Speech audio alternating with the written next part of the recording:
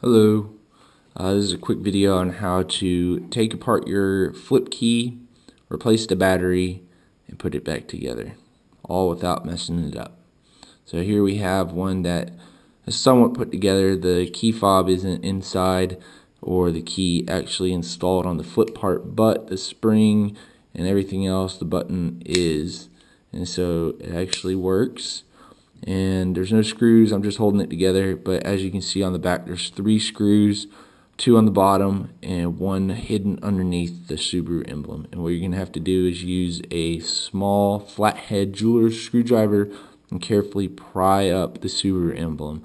And once you do that, you'll be able to gain access to the 3rd screw. Now once you do that, it's time to open it up. And so the spring is located directly behind the button, so it's right here. So what we're going to want to do is put a little bit of pressure on the top part of the key, wiggle up on the bottom part, and allow it to kind of unwind by itself, but stopping it from getting any distance between this part and the back shell, because if that happens, then the spring will unwind the wrong way and will bend it, and then you'll have a very bad time trying to get it back together with a bent spring. So once that's done, you'll be able to gain access to the actual key fob right here. You're just going to pop it out, open it up, replace the battery, and put it back together. And so this part comes out, and you just put that back in, and then you put your key back in. Here's the spring, we'll get to that in a second.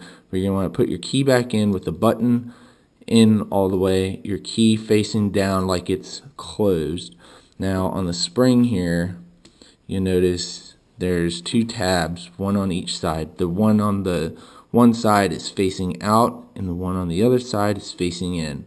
This in one goes into the button. And with the key closed, it is orientated at the 1 to 7 o'clock position, so kind of diagonal like that.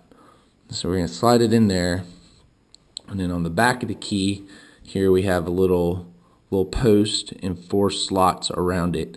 And the 4 slots, this little tab on the spring goes into one of those 4. So what we're going to do is we're going to put it on, okay, and then allow the little tab on the spring to get into one of those 4 slots. And so from here, there's no spring tension at all, so it won't open. So we got to put some spring tension on it.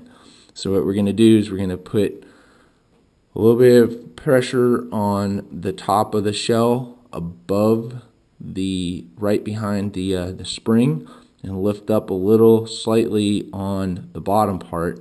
We're going to rotate it 2 full times counterclockwise.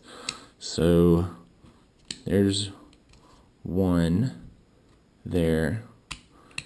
Alright, and now what I'm doing is I'm putting pressure right here, lifting up and slowly walking it around, and trying to keep the gap between the actual key flip part in the back of the shell to a minimum, because if you let any gap in there while you're twisting the spring, it will bend the spring and it will not be good. And so we got to kind of walk it around and lift it up a little bit like that, but as long as you're pressing down right here, you will be fine. So walking it around a little bit more, being careful, keeping constant pressure on it, constant pressure. And right here, you see right here, we're going to have to lift up a little bit. But as long as you keep pressure right here, you will be fine. And then you just lift up and slide it around a little bit more. And then you have 2 full rotations under tension with that spring. And Bob's your uncle. So from there, just hold it closed, flip it around, put your 3 screws in, Subaru emblem back in, and there you go. You have a new battery in, and your key fob is put back together without jacking up your spring. Alrighty, thank you for watching. Have a good one.